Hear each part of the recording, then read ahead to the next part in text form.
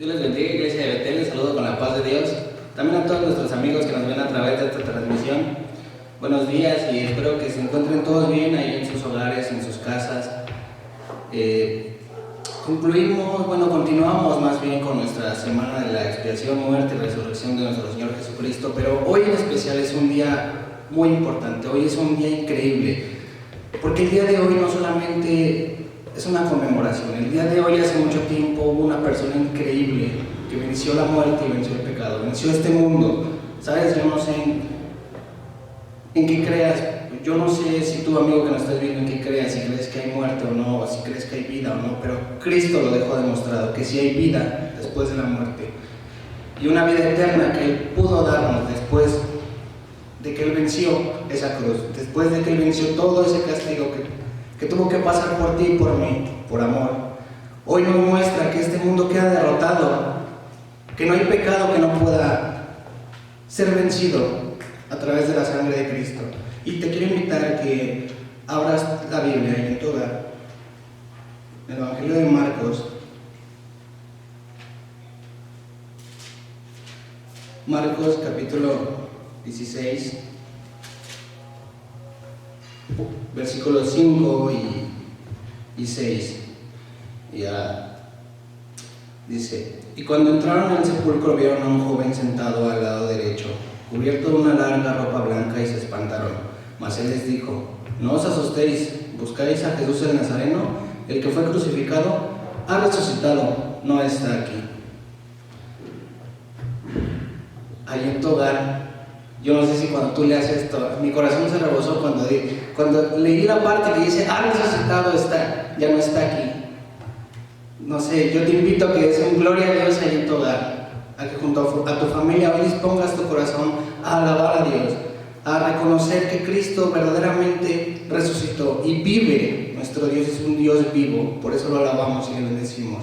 Te invito a que hagamos una oración para invitar al Espíritu Santo a que ahí en tu hogar, con tu familia o quizá en tu trabajo escuchando esta transmisión, sea el Espíritu de Dios el que esté con nosotros y nos permita hoy darle la gloria y reconocer que Él está con nosotros. Bendito Padre, nos acercamos delante de ti y te pedimos que seas tú el que dirija este culto, que seas tú el que dé tu bendición a cada uno de los hogares, a cada una de las personas que hoy nos escuchan, que hoy nos están viendo a través de esta pequeña transmisión. Que sea tu Santo Espíritu el que haga la obra en nosotros, que sea tu Santo Espíritu el que nos llene de ti, el que nos dé la fuerza que necesitamos, el que nos quite las dudas que tenemos, el que nos ayude a seguir confiando más y más en ti, pero también que sea tu Santo Espíritu el que renueve nuestros corazones. Y te damos gracias y hoy queremos poner en alto el nombre de Cristo. Hoy queremos reconocer con nuestros labios en una pequeña alabanza esa grandeza de un Rey que murió por nosotros, pero que también resucitó con poder, con majestad, que también resucitó para reconocer, para darnos a entender que reconozcamos que hay vida en Jesús, y esa vida solamente es a través de Espíritu Santo. Yo te pido que tú hoy toques la vida de cada uno de nosotros, que seas tú el que nos bendigas y que nos permitas también, Padre bendito, glorificarte, alzar nuestra voz, darte gloria, cantarte, alabarte, gozarnos en ti. Te lo pido, por favor, en el nombre precioso de Cristo Jesús. Amén. Vamos a iniciar esta pequeña alabanza y vamos a entonar: Él vive y resucitó. Es un canto muy precioso y ahí en tu hogar, entónalo con tu familia con gozo. Anímate.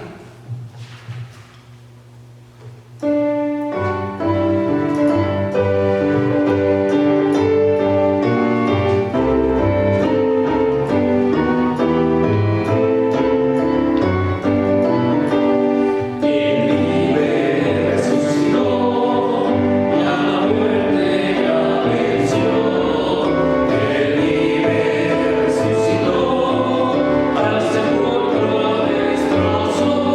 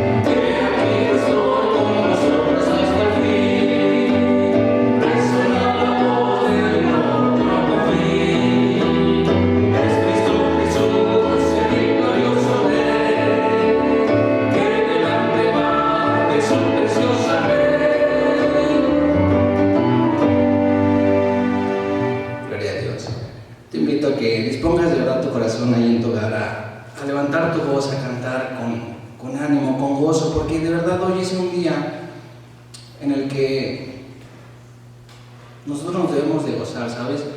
A través de hoy está la esperanza para nosotros.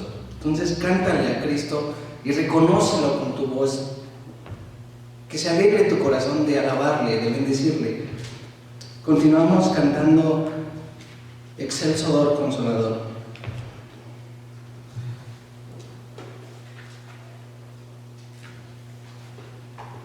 Excelso Dor Consolador.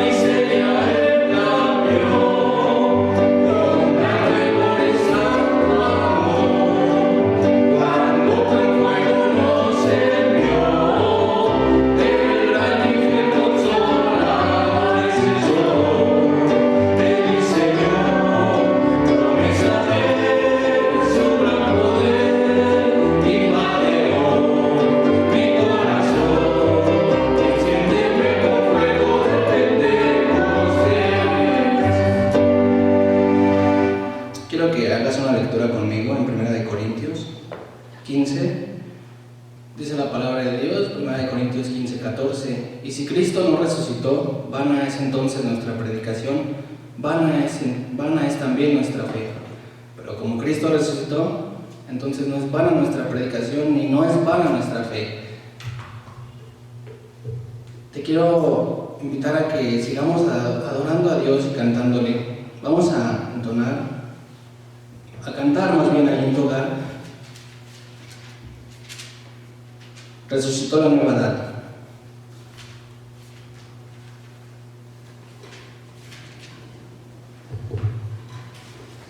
De verdad yo te invito a que sigas cantando, alzando tu voz ahí donde estás. Siga alzando tu voz y cántale a Cristo con todo tu corazón.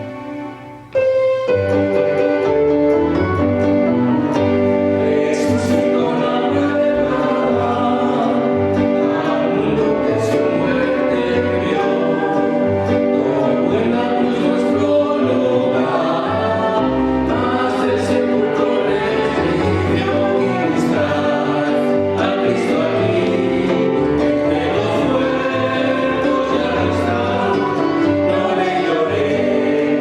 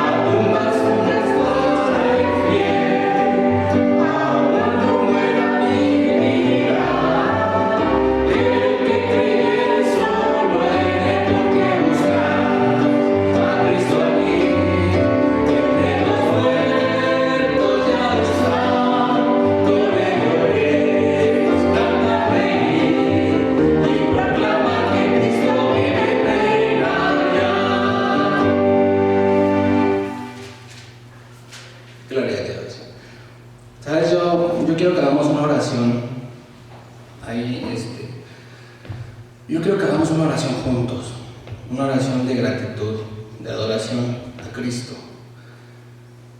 Porque realmente, ¿qué otra persona se ha levantado de la muerte? Buda está enterrado, Mahoma, cualquier otro que pienses, nadie ha resucitado, solamente Cristo tiene ese poder. Y yo quiero que reconozcamos ese gran poder que Él tiene a través de una oración y que le demos gracias. Así que yo te invito que juntamente conmigo elevemos una oración al Padre y le demos gracias. Bendito Señor, te damos gracias por el sacrificio que hiciste, pero también te damos gracias porque con ese gran poder que tú tienes nos demuestras que eres más de lo que podemos comprender. Y hoy también elevamos nuestra voz para reconocer con el corazón que tú vives y reinas en nuestra vida, que tú vives y tuyo es todo. Te queremos adorar, te queremos bendecir. Quizá no podemos hacer mucho, quizá hoy anhelábamos estar aquí unidos todos juntos, proclamar tu nombre, alzar nuestra voz, pero no se puede. Sin embargo, unidos en familias, allí en nuestros hogares, alzamos nuestra voz para reconocer al Señor en nuestras vidas, para darte gracias por ese amor infinito que tienes, para reconocer tu poder, tu majestad, para reconocer, Señor bendito, que tú reinas, que tú vives, que tú eres un rey sumamente bueno, un rey que no se compara a nadie. Habrá dioses en otras partes del mundo, habrá dioses o creencias de dioses, pero el único Dios vivo, el único Dios que tiene la autoridad en el cielo y en la tierra eres tú. Y a ti alabamos y te damos gracias por ese privilegio que nos das de poderte servir, de poderte cantar, de poderte alabar, de poderte buscar, de poder hallarte. Gracias, bendito Padre, gracias Cristo Jesús por esa bendición, gracias por ese regalo enorme que nos das. Eres bueno y has sido bueno con nosotros. Quédate aquí, quédate en cada familia, te lo pido por favor. Gracias. Amén. Vamos a entonar un coro especial.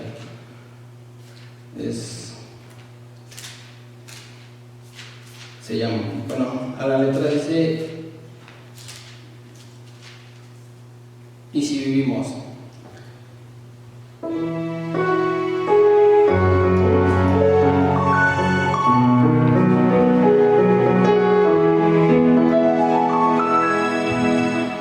Y si vivimos para Él vivimos, y si morimos para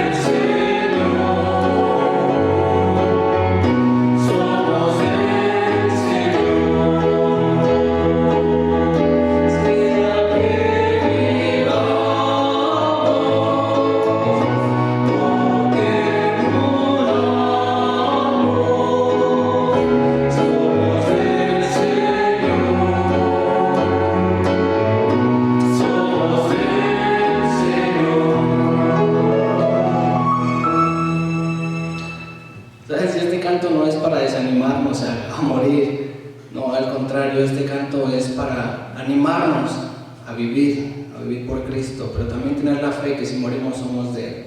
Yo sé que los tiempos están difíciles, ahorita la situación está muy fea con esto de la contingencia, con esta enfermedad, pero más aparte de una muerte física, preocúpate por una muerte espiritual, ¿sabes?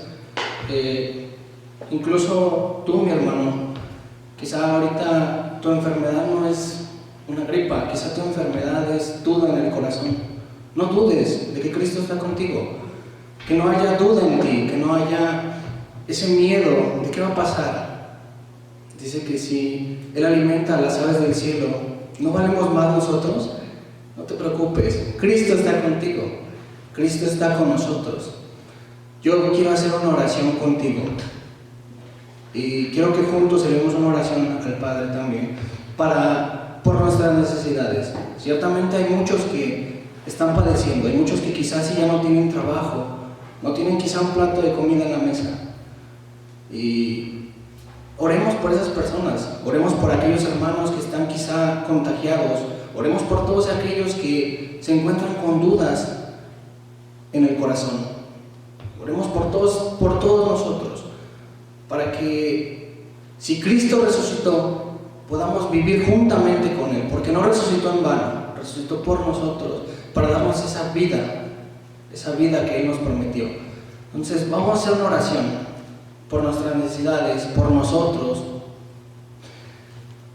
y para que pongamos los ojos en Cristo, no en la enfermedad, no en las noticias, no en la economía, sino en Cristo.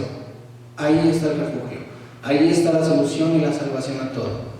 Pero tienes que tener fe y tienes que reconocerle a Dios, tienes que reconocerle en tu corazón. Hoy te pido que con el corazón ores, que con el corazón hables, porque el corazón contrito y humillado no desprecia a Dios. Señor bendito, hoy te queremos hacer una oración y hoy te queremos pedir por todas aquellas familias que se encuentran en necesidad, todos aquellos que quizá ya no tienen trabajo y no tienen un plato que llevarles a sus familias, aquellos que quizá ya no tienen empleo, no tienen la forma de moverse, aquellos que quizá están enfermos, están en un hospital, que han sido contagiados. Yo te pido por favor que la sangre de Cristo Jesús limpie sus cuerpos, les dé la sanidad conforme a tu voluntad. Pero también te pido por tu pueblo, Señor bendito, que lo cubras con tu sangre preciosa, que aquellos hermanos que quizá tienen dudas, que quizá están atemorizados, que no saben qué va a pasar, yo te pido que esas dudas se disipen, que esas dudas ya no existan más en su corazón y en su mente, pues tú prometiste estar con nosotros y tú eres fiel. Yo sé que tú eres fiel, porque así como has resucitado, si tú resucitaste de los muertos, Padre, no hay enfermedad que no haya sido vencida ya en la cruz, no hay dolencia que no haya sido vencida en la cruz. La vida está ganada en ti, la muerte está vencida, este mundo y todos sus problemas, sus aflicciones, todo aquello que nos pueda atormentar, la economía, todo lo venciste tú. Y lo único que nos pides es creer en ti. Y hoy te pido, Señor, que tú animes a mis hermanos, que tu Santo Espíritu nos llene de ti, que podamos ahí en nuestros hogares sentir tu presencia, sentirnos llenos de ti. Y a ese mismo sentir, quitar todo miedo, quitar todo temor, poder alzar nuestra voz, regocijarnos en ti. Yo sé que todo tiene algo bueno, para el que te ama todo es bueno. Yo sé que tú estás uniendo familias, yo sé que tú estás armonizando, yo sé que tú estás quitando quizá rencores que había en nuestros hogares, quizá pleitos, porque a través de todo esto tú tienes un propósito. Y yo creo, Señor, que en todo esto tu amor se va a ver reflejado, para que reconozcamos que tú eres un Dios bueno, para que reconozcamos que tú eres un Dios que todo lo puede. En ti hay sanidad, en ti hay salvación, que es lo más importante. Yo te pido por todos aquellos que no te conocen, que quizás están dudando, que quizás su fe la están poniendo en los médicos, quizás la están poniendo en las imágenes. Yo te pido, Señor bendito, que hoy ellos puedan ver que tú existes, que tú moriste y resucitaste, y que en ti, Señor, está la salvación. Eres el único Dios que puede sanarnos sanar nuestro corazón, pero también sanar nuestro cuerpo. Eres el único Dios que está con nosotros, que vives, que reinas y que nos prometiste una vida eterna a tu lado. Siempre y cuando te busquemos de corazón, yo te pido, bendito Dios, que cubras a tu iglesia con tu sangre preciosa, que por favor sigas sustentando, Señor, nuestros hogares, que no falte ni la harina ni el aceite, que no falte tu provisión, Señor, en nosotros. Yo te pido que nos des de tu bendición, que tu pueblo esté seguro en tus manos, que tu pueblo, Señor, pueda hallar refugio en ti, que doblemos nuestras rodillas cada noche y al amanecer alcemos las manos y demos gloria a ti por un día más, porque sin importar que la ciudad esté vacía, que no haya trabajo, yo sé y nosotros sabemos que tú estás con nosotros y eso nos basta. Nos basta solamente tu gracia, nos basta, Señor, que tú estés en nuestras vidas. Gracias te doy. Quédate con nosotros, mi bendito Rey. Quédate en cada una de las familias, quédate con cada uno de los que hoy nos escuchan y que tu Santo Espíritu hoy llene sus vidas, llene mi vida y nos permita seguir poniendo los ojos en Cristo, seguir avanzando, seguir creciendo en ti. Ayúdanos, bendito Señor. Te lo pido con el corazón. Humildemente nos acercamos a ti, Padre. Escúchanos. Te lo pedimos en el nombre de Cristo. Amén. Y bueno, mi hermano, yo me despido y de verdad yo espero que sigas poniendo tu fe en Dios. Yo, al igual que tú, yo también, quizá más que dudas, estoy ansioso por ver a dónde Dios nos va a llevar. ¿Sabes? Porque Dios nos va a llevar a lugares que ni siquiera nos esperamos. Después de todo esto siempre hay una calma y esa calma está en Cristo. Hay que esperar en ella. Dios le bendiga, amado hermano. Le doy gracias a Dios por esta hermosa oportunidad que Dios nos concede estar aquí en su casa. Yo sé que ahí usted en su casa quisiera también y anhela estar aquí en la casa del Señor. Pero quiero decir que muy pronto, hermano, nos vamos a reunir todos. No se ponga triste, hermano, al contrario. Alabemos al Señor ahí desde nuestra casa y pidámosle al Señor que siempre Él nos ayude a confiar cada día más en Él, porque Él está a las puertas, hermano. Él viene pronto. Hay una hermosa alabanza que a su letra dice: Él me levantará. Y hermanos, el Señor resucitó al tercer día y Él vive y Él está con nosotros. Por eso yo le quiero invitar, hermano, que usted confíe en el Señor y un día también el Señor nos ha de levantar, nos ha de llamar a su presencia. Esta es nuestra esperanza, hermano. Por eso yo le quiero invitar que ahí desde su casa, hermano, alabe al Señor con este pequeño canto para la gloria de Dios.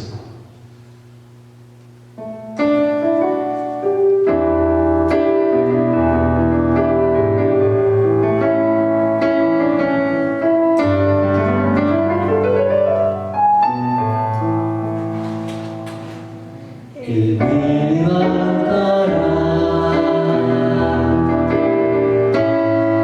Él me levantará,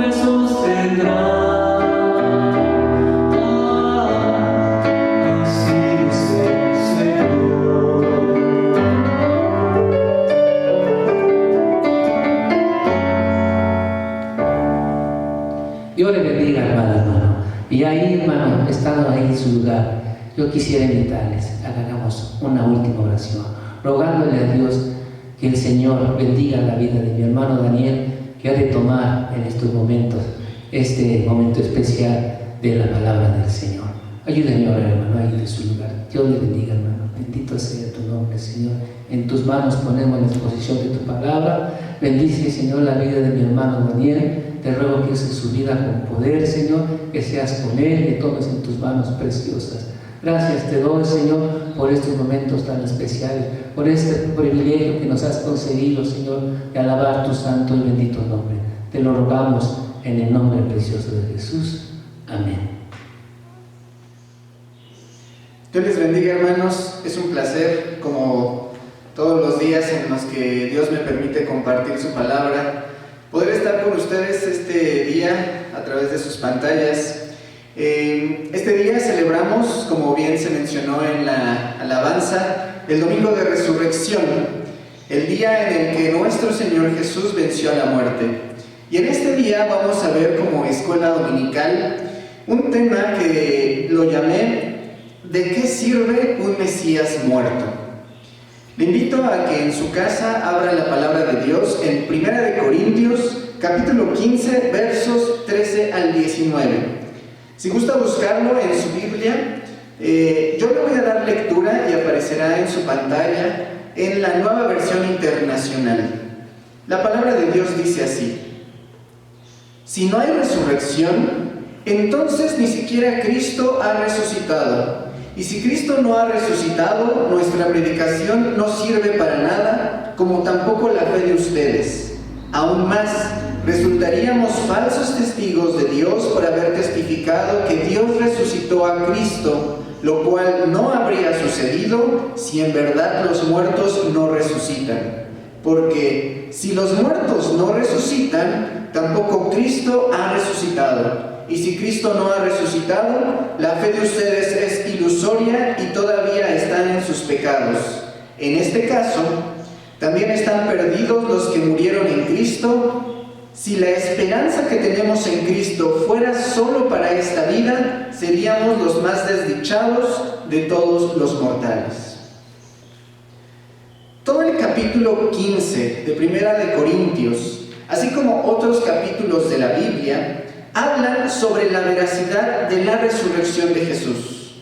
Sin embargo, elegí estos versículos a propósito para hacer notoria una forma de pensar que rebasa el perverso pensamiento del diablo.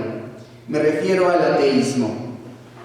El Salmo 53:1 hace referencia al ateísmo.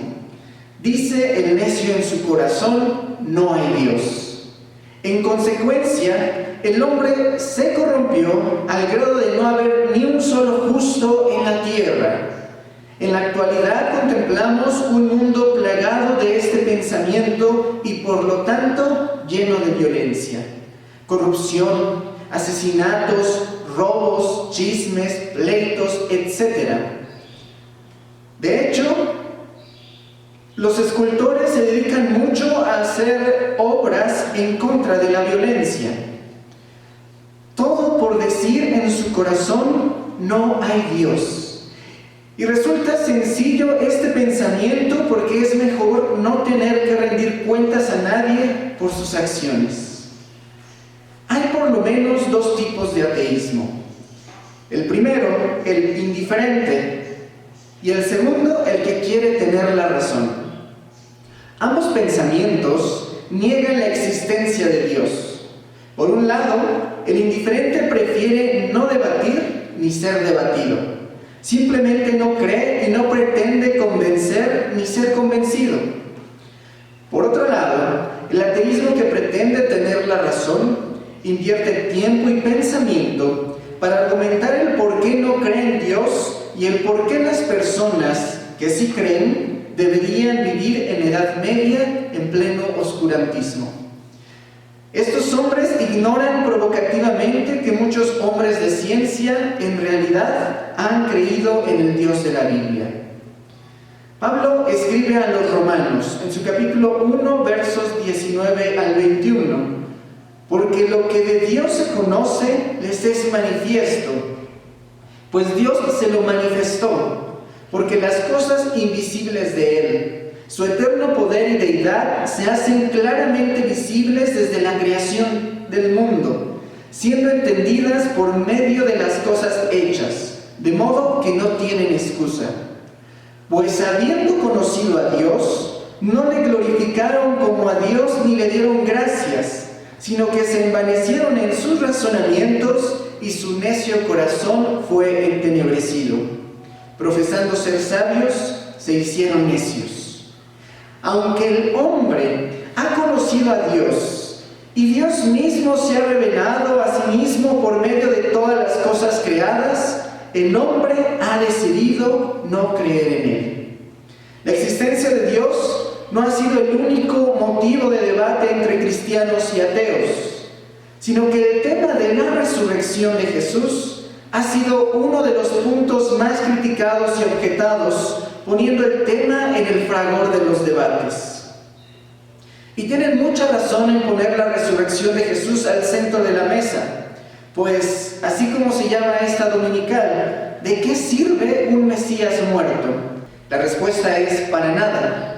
El apóstol Pablo entendía esta respuesta, pues escribió reiteradamente en 7 versículos que si Cristo permanece muerto, entonces vana es nuestra predicación, vana nuestra fe. No sirve de nada estar delante del televisor escuchando este tema. Sus pecados no han sido perdonados y todos estamos condenados a una muerte segura. Si Cristo permanece muerto, como muchos afirman, entonces los cristianos somos los más dignos de lástima. Y en efecto, que nos envíen a la Edad Media por creer en cuentos de hadas. Ya Pablo escribía: si los muertos no resucitan y si Cristo no resucitó, pues comamos y bebamos, al fin, mañana moriremos. De nada sirve elevar sus plegarias al cielo, pues nadie le escuchará. En fin, podría enumerar muchísimas cosas que hacemos los cristianos que serían vanas si, solo si, Cristo no hubiera resucitado, pues de nada sirve un Mesías muerto. Mas ahora Cristo ha resucitado de los muertos, primicias de los que durmieron es hecho, porque por cuanto la muerte entró por un hombre, también por un hombre la resurrección de los muertos, porque así como en Adán todos mueren, también en Cristo todos serán vivificados. He aquí os digo un misterio: no todos dormiremos, pero todos seremos transformados en un momento, en un abrir y cerrar de ojos, a la final trompeta, porque se tocará la trompeta, y los muertos serán resucitados incorruptibles, y nosotros seremos transformados. Porque es necesario que esto corruptible se vista de incorrupción, y esto mortal se vista de inmortalidad. Y cuando esto corruptible se haya vestido de incorrupción, y esto mortal se haya vestido de inmortalidad, entonces se cumplirá la palabra que está escrita: sorbida es la muerte en victoria. ¿Dónde está, oh muerte, tu aguijón? ¿Dónde, oh sepulcro, tu victoria? El hecho trascendente y verdadero de la resurrección de Jesús asestó un golpe mortal y definitivo al último enemigo del hombre, la muerte. La muerte se había enseñoreado sobre la humanidad porque la paga del pecado es la muerte, y el hombre y mujer, al practicar deliberadamente el pecado, estaban bajo esta condenación eterna. Mas la resurrección de Cristo vino a ser una victoria aplastante sobre la muerte. Ahora ella no tiene ningún aguijón con el cual amenazar o atacar a los que han creído en Cristo. Si la muerte fuera como la ilustran, con una guadaña para cegar la vida de los humanos, con la resurrección de Cristo, esa guadaña ha quedado sin filo para los hijos de Dios. La muerte no puede tocarlos ni enseñorearse de sus vidas, porque aunque la paga del pecado sigue siendo la muerte, Ya Cristo pagó el precio por nuestra salvación. Él ha muerto en la cruz en lugar de nosotros, pero su resurrección es el sello de garantía de que el sacrificio llevado a cabo en el Calvario ha sido aceptado por Dios. Y por lo tanto, ya no estamos bajo la ira de Dios, sino bajo su gracia, teniendo la hermosa esperanza de una vida eterna después de la muerte o cuando el Señor Jesús venga de nuevo a la tierra. Hay una pregunta que quizás se hagan en su mente. ¿Los hijos de Dios morirán? Claro, aunque no todos. Nuestra muerte es ganancia, pues ahora lo corruptible se vestirá de incorruptibilidad y esto mortal de inmortalidad. Esa muerte nos acercará al reino de Cristo y será el inicio de una nueva vida en presencia de Dios por siempre. La resurrección de Jesús no solo ha desarmado a la muerte, sino que al sepulcro lo ha dejado sin posibilidad de mantener sus prisiones cerradas. Vendrá el día en el que los sepulcros serán abiertos y los muertos en Cristo resucitarán primero para encontrarse con su Salvador en las nubes. Entonces será cumplido lo escrito en la Biblia. La muerte es absorbida en la victoria de Cristo. ¿Dónde está, oh muerte, tu aguijón, tu guadaña o tu espada? ¿Dónde, oh sepulcro, tu victoria y tu capacidad para retener a los hombres? Jesús resucitó de los muertos y esa resurrección vino a traer una garantía para los que somos salvos. Hace un momento decía, ¿los hijos de Dios morirán?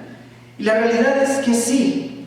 La Biblia enseña que cuando Cristo venga, no todos morirán, sino que los que han creído en Cristo serán transformados. Su cuerpo será glorificado para habitar por siempre en la presencia de Dios. Pero muchos ya han muerto, y ellos son los que esperan el sonido de la final trompeta para su resurrección. Querido hermano, amigo, si usted no ha creído en el Hijo de Dios, lamentablemente está bajo la condenación eterna de una segunda muerte. ¿Cuál es la segunda muerte? La primera es la muerte física, en la que todos, por ser humanos y por ser mortales, estamos condenados a ella. La segunda es la muerte eterna, la separación por siempre de nuestro Creador. Pero aquellos que han creído en Cristo, esa muerte ya no los gobernará nunca más. Jesús resucitó de los muertos y nos ha dado esa certeza de una vida eterna. Hay muchas teorías que tratan de dar una explicación al hecho de la resurrección de Jesús, argumentando que es falsa.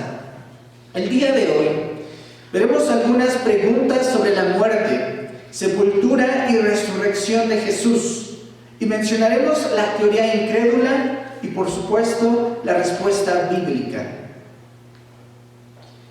Primer punto, ¿Jesús murió realmente? Y veamos la teoría del desmayo. Algunos creen que Jesús no resucitó porque dicen que en realidad no murió. Hace varios siglos está en boga la teoría del desmayo de Jesús, en la cual sostienen que Jesús no murió en realidad, solo se desmayó por agotamiento y pérdida de sangre. Todo el mundo creyó que había muerto, pero más tarde revivió y los discípulos creyeron que era una resurrección. Esto es completamente falso, ya que la muerte de Jesús fue un hecho real. Los romanos eran expertos para torturar y dar muerte a los condenados.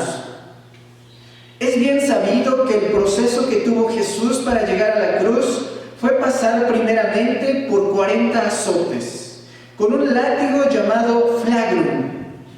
Un látigo con varias cuerdas en las que en la punta tenían bolas de acero o trozos de hueso, con las que al impacto con el cuerpo se cortaba la piel, músculos y venas, exponiendo incluso la espina dorsal.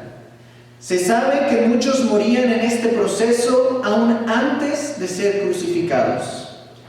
Jesús no murió debido a los azotes. Llegó hasta el monte de la calavera y fue crucificado.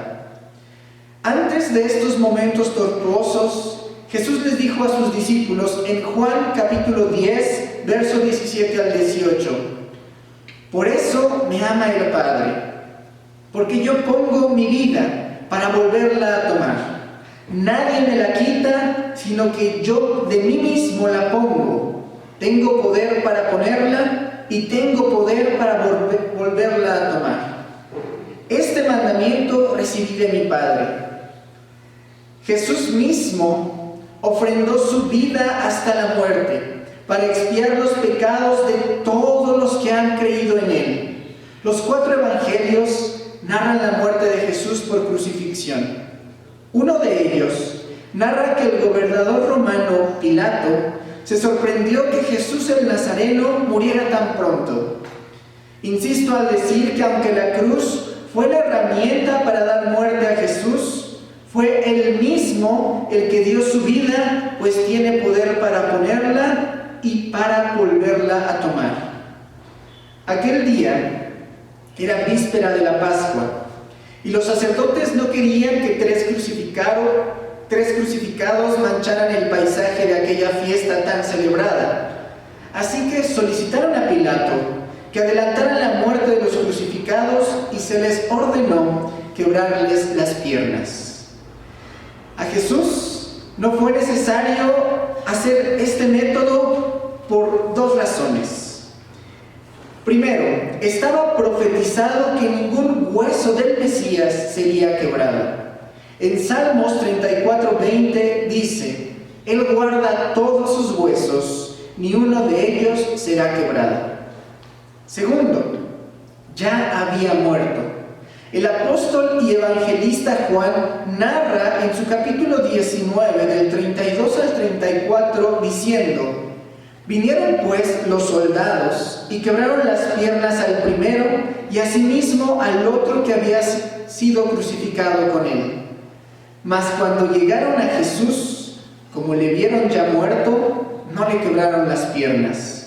Pero uno de los soldados le abrió el costado con una lanza y al instante salió sangre y agua. La teoría del desmayo queda completamente desacreditada, ya que la muerte de Jesús por crucifixión es tan segura como nunca lo puede ser algo histórico. Algo que es muy cierto, dicho por un teólogo alemán: es imposible que un ser que robaron medio muerto del sepulcro, que se arrastraba débil y enfermo, deseando tratamiento médico, que requería vendajes y fortalecimiento, es imposible que este ser les haya dado la impresión a sus discípulos de ser un vencedor sobre la muerte y la tumba, el autor de la vida, una impresión que después fue la base del ministerio de los discípulos. Tal imagen demacrada y moribunda solo podría haber debilitado su fe en Él.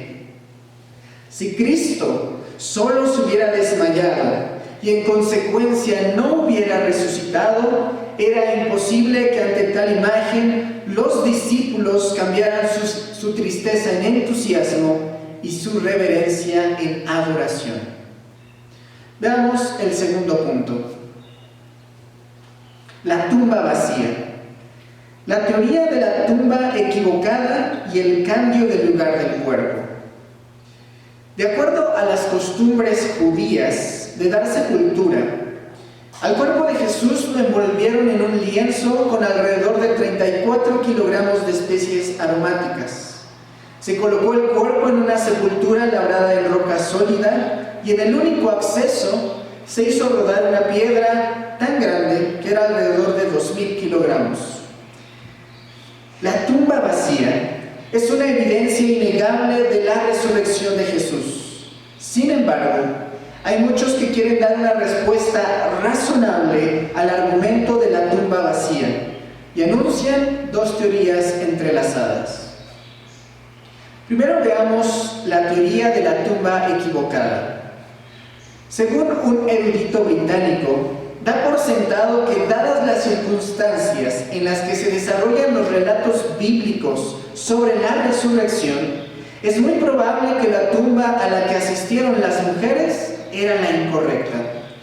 Los evangelistas narran que era muy de mañana, el primer día de la semana.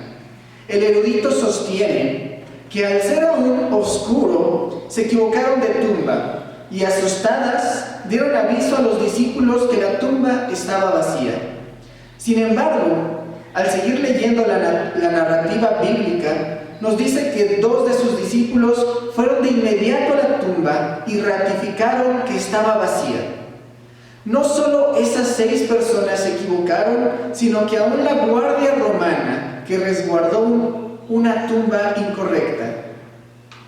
Sin embargo, no es probable la equivocación, ya que dice el Evangelio de Marcos en su capítulo 15, verso 47, y Lucas capítulo 23, verso 55, que las mujeres miraron dónde fue puesto el sepulcro del Señor. En segundo lugar, veamos la teoría que sostiene que las autoridades romanas o judías cambiaron el cuerpo de Cristo a otra tumba. Esta teoría tiene su fundamento en la tradición judía de enterrar de nuevo un cuerpo, afirmando que por la prontitud de la primer sepultura de Jesús hizo que lo colocaran temporalmente en el sepulcro de José de Arimatea para posteriormente ser trasladado a la tumba de un criminal. Sin embargo, la tradición judía marca que se podía hacer el traslado de un cuerpo después de un año transcurrido, ya que quedaban solo los huesos. Solo entonces podría ser trasladado. El sepulcro es demasiado notorio para omitirlo como prueba de la resurrección. Sin él, la resurrección no se hubiera podido mantener ni un solo día ni una sola hora. Hubiera bastado que las autoridades judías mostraran la tumba correcta. Si la gente conocía dónde estaba el cuerpo, hubiera sido aplastante para el cristianismo que montaran el cuerpo de Jesús en un carro y lo exhibieran en medio de la ciudad. Pero no fue así. Jesús resucitó de los muertos. Al vencer a la muerte, su cuerpo no se redujo a huesos o cenizas, sino que fue transformado y glorificado. Algo importante es que la tumba vacía no fue suficiente para convencer a los discípulos de la resurrección de Jesús, sino sus posteriores apariciones delante de ellos. Fue lo que convirtió a aquellos cobardes en verdaderos creyentes. Veamos nuestro siguiente punto. ¿Quién moriría por una mentira? La teoría del cuerpo robado. Esta teoría indica que el sepulcro estaba vacío porque los discípulos robaron el cuerpo de Jesús mientras la guardia romana dormía. Para garantizar que ninguna persona abriese la tumba, además de la gran piedra que fue colocada en el acceso del sepulcro, se colocó un sello romano.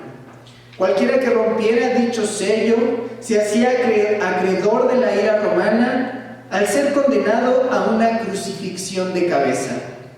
No conformes, se le colocó una guardia romana para asegurar que nadie robara el cuerpo de Jesús o entrara a la sepultura. Dicha guardia, según el emperador Justiniano, sería ejecutada, entre otras cosas, por abandonar su posición o por quedarse dormido en su guardia. Los soldados romanos eran disciplinados y no pudieron dormirse sin enfrentar la paga por su falta. Es imposible pensar que aquellos discípulos cobardes que abandonaron a su maestro en medio de su arresto, de repente se llenaron de agallas y valor para enfrentarse a un destacamento romano y a la posible crucifixión de cabeza para robar el cuerpo de su maestro. Ellos no tenían el estado de ánimo para hacer algo semejante. Además, ¿quién moriría por una mentira? Si los discípulos robaron el cuerpo y lo escondieron, no es creíble que su tristeza se haya convertido en entusiasmo y su reverencia en adoración, pues se levantaron a predicar a ese Cristo resucitado y vencedor sobre la muerte. El carácter incrédulo y cobarde de cada uno cambió por completo. Una mentira no transforma a un Tomás incrédulo y deprimido a un apóstol que, según la tradición cristiana, fue muerto en la India por predicar a ese Cristo resucitado. Una mentira no transforma a un acérrimo perseguidor de la iglesia a un fiel evangelista. Una mentira no transforma a un hombre que negó a su Señor 3 veces, acompañado de maldiciones, a un varón que con denuedo predicaba sin miedo a la muerte y aún sufrió el martirio por Cristo resucitado. Muchos mueren por causas que creen nobles. Esto no podría impactarnos, pero esas causas dentro de no muchos años mueren como sus seguidores. La resurrección de Cristo es completamente real, que hasta en estos días sentimos el poder de su vida. Es una verdad que transforma hasta el más asiduo pecador. Continuamos viendo el siguiente punto. ¿Fue la resurrección real? Veamos ahora la última teoría de la no resurrección de Jesús, en la que afirma que las apariciones de Jesús después de su resurrección fueron ilusiones o alucinaciones. Actualmente, la visión de milagros religiosos es atribuida a la histeria en masa. Hay 2 argumentos que refutan esta teoría. El primero es el ya mencionado anteriormente. Si Cristo no resucitó, las autoridades pertinentes hubieran evidenciado el cuerpo de Jesús y dado un golpe mortal a la fe cristiana. El segundo es que es poco probable que 500 personas hayan tenido la misma visión durante 40 días y que además hayan explicado que la alucinación se presentó con pruebas que no dejan lugar para la duda. Uno de los factores que provocan algún tipo de ilusión mental es el deseo que ocurra algo o que algún evento no haya pasado. Los que sostienen esta teoría de la alucinación afirman que 500 personas pudieron ver a un Cristo resucitado debido a que anhelaban que su amigo, no hubiera muerto, o querían que se cumpliera lo dicho por él mismo antes de ser llevado a la cruz. Un día dijo: derribad este templo y en 3 días lo reedificaré. Si bien el Señor Jesús varias veces anunció su muerte y su resurrección, tales anuncios caían en oídos sordos. Mateo 20, 17 al 28 narra una de aquellas ocasiones en las que el Señor anunció su muerte y resurrección. Pero como si no hubiera dicho nada, la mamá de 2 de sus discípulos se acercó a él para pedirle que sus hijos, Juan y Santiago, se sentaran a la diestra de Jesús en su reino.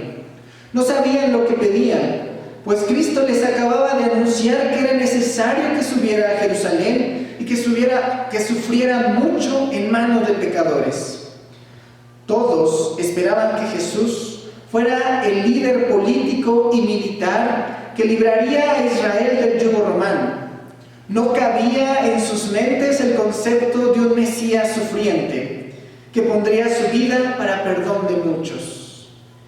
La Santa Biblia, este libro que narra la vida de los hombres sin miramientos, dice en Juan 29 que en el día de la resurrección, aún después que las mujeres les habían dicho a sus discípulos que la tumba estaba vacía, por su estado de ánimo no creyeron. Marcos capítulo 16 versos 9 al 11 dice que cuando María Magdalena anunció a los discípulos que Jesús había resucitado, tampoco creyeron. En otra ocasión, Tomás, que no había estado presente en la primera aparición de Jesús a sus discípulos, afirmó que no creería hasta que metiera su mano y sus dedos en las heridas causadas por la cruz. Es evidente la falta de esperanza y confianza en un Cristo resucitado. Es por ello que la teoría de la alucinación queda completamente desacreditada, ya que ningún discípulo esperaba que Jesús resucitase de los muertos. Sin embargo, así fue. Jesús venció la muerte. La mano de Dios se mueve aunque nadie crea. Alguna vez escuché lo siguiente: aunque todo el mundo sea ciego, el sol no dejará de brillar. Aunque nadie esperaba la resurrección de Jesús ni la creía, así pasó. Incluso al día de hoy, en medio de una pandemia, aunque el mundo no crea en Dios y lleve una vida en contra de Él, Dios no dejará de ser Dios y cumplirá todos sus designios. ¿Por qué? Dice el Salmo 135:6: todo lo que Jehová quiere lo hace, en los cielos y en la tierra, en los mares y en todos los abismos. Para finalizar nuestro tema, veamos un último punto: la promesa encubierta. Este evento que recordamos el día de hoy también anunció la promesa que Jesús vendrá otra vez. ¿En qué momento? En Juan capítulo 20, versos 6 al 7, narra que cuando Pedro entró a la tumba, vio los lienzos puestos allí y el sudario que había estado sobre la cabeza de Jesús, no puesto con los lienzos, sino enrollado en un lugar aparte.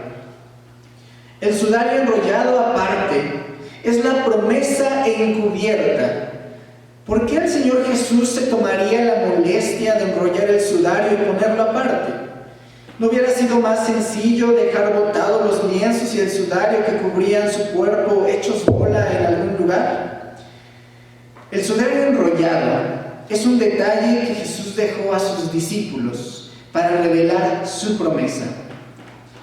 En la tradición judía, es costumbre que los siervos preparen la mesa para los banquetes, poniendo telas para cada participante y, por supuesto, para su señor.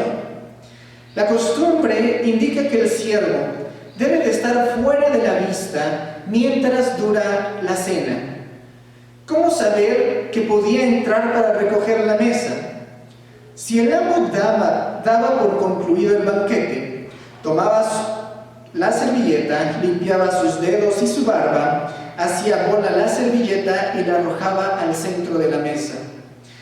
Eso era la señal del siervo para que entendiera que el Señor había terminado. Pero si el Señor, por algún motivo, tendría que abandonar la mesa, tomaba la servilleta, la doblaba y la colocaba a un lado. El siervo, al mirar esto, entendía que su señor no había terminado y que volvería. Al parecer, Juan, cuando miró desde fuera la tumba y contempló el sudario doblado aparte, pareciera que entendió el concepto que su señor volvería y se quedó en la puerta expectante. Esa es la promesa de nuestro Señor y Salvador. Él volverá. No ha terminado su obra con la humanidad. Aún su sangre preciosa tiene poder para librar del yugo del pecado. Aún sus manos están prestas para bendecir nuestras mesas. Aún sus oídos escuchan nuestras plegarias y su voz está presta para interceder por nosotros. Cristo volverá otra vez. El sudario doblado aparte nos lo recuerda. Por último, quiero decirles, así recordando el inicio de esta escuela dominical, hablando sobre el ateísmo, quiero confirmarles una vez más: Dios es real. La resurrección de Jesús es real y también lo es el hecho que Jesús vendrá otra vez. Esa promesa les dio a sus discípulos y a nosotros, a ustedes reiteradamente, desde el Antiguo Testamento hasta el Nuevo. La promesa de Jesús es que volverá otra vez a tomar a su iglesia y juzgará al mundo con justicia. Juzgará a vivos y a muertos según sus obras. Fundará la base de su juicio en la fe, en su muerte y en su resurrección. ¿Usted ha creído? Si al día de hoy, hermano, querido amigo, usted ha tambaleado en una fe, si usted no ha creído en la Biblia, en el Dios de la Biblia y en su obra, hoy aún es momento para creer en Él. Aún es momento para elevar una oración, pedir perdón por sus pecados, reconciliarse con Dios y vivir una vida eterna con Él. Le invito a que hagamos una oración. Cierre sus ojos ahí en donde está. Incline su rostro. Señor, estamos ante tu presencia porque tú estás en todo lugar. Tú estás en este lugar, en este templo, pero también estás en los hogares de los hermanos. Señor, te ruego que inclines tu oído a nuestra oración. Nos acercamos a ti no por nuestras buenas obras, no por nuestros buenos méritos, sino por los méritos que alcanzó Jesús en la cruz del Calvario. Te ruego, Señor, que escuches aquellas oraciones de arrepentimiento. Perdona, Señor, nuestros pecados. Perdona la vida de aquellos hermanos, de aquellas personas que han vivido hasta el día de hoy una vida alejada de ti, una vida en contra de ti. Perdona, oh Dios, sus vidas. Atráelos a tu presencia. Dice tu palabra que esta es la vida eterna, que te conozcan a ti y a Cristo, a quien has enviado. Señor, permíteles tener fe para que crean en tu Hijo, para que crean en ti, oh Dios. Te ruego que aquella iglesia que está en medio de la zozobra, en medio de la angustia, Señor, tú nos des consuelo, nos des tranquilidad y paz. Pon paz en nuestros corazones, Señor. Ya que orabas en el huerto del Getsemaní, no te ruego que los quites del mundo, sino que los guardes del mal. Te ruego, Señor, de la misma manera, guarda del mal a tu iglesia. Provee, Señor, aquellas cosas que necesitamos en nuestros hogares, en nuestras mesas. Provee trabajo al que ya no lo tiene. Provee, Señor, salud al que le está perdiendo. Te ruego, Dios, que tú nos bendigas. Bendice a nuestras familias. Salva hoy, te ruego. Salva, te ruego, por amor de ti mismo. También te ruego, Señor, por aquellos que han sido infectados. Te ruego, Señor, por los gobernantes. Te ruego por aquellas personas que están en eminencia y que están dirigiendo en medio de esta pandemia. Dale sabiduría, Señor, e indícales cómo debemos de actuar. Te lo ruego, Dios, en el nombre de Cristo Jesús. Amén. Hermanos, Dios les bendiga y les hacemos la atenta invitación a que el día de jueves sintonicen por este mismo medio la predicación del jueves a las 7 de la noche. Bueno, esto es todo por hoy y les invito a que en su lugar recitemos el Salmo 23 para confiadamente vivir en estos días. Jehová es mi pastor, nada me faltará. En lugares de delicados pastos me hará descansar. Junto a aguas de reposo me pastoreará. Confortará mi alma. Me guiará por senda de justicia por amor de su nombre. Aunque ande en valle de sombra de muerte, no temeré mal alguno, porque tú estarás conmigo. Tu vara y tu callado me infundirán aliento. Aderezas mesa delante de mí en presencia de mis angustiadores. Unges mi cabeza con aceite, mi copa está rebosando. Ciertamente el bien y la misericordia me seguirán todos los días de mi vida, y en la casa de Jehová moraré por largos días. Amén. Dios les bendiga.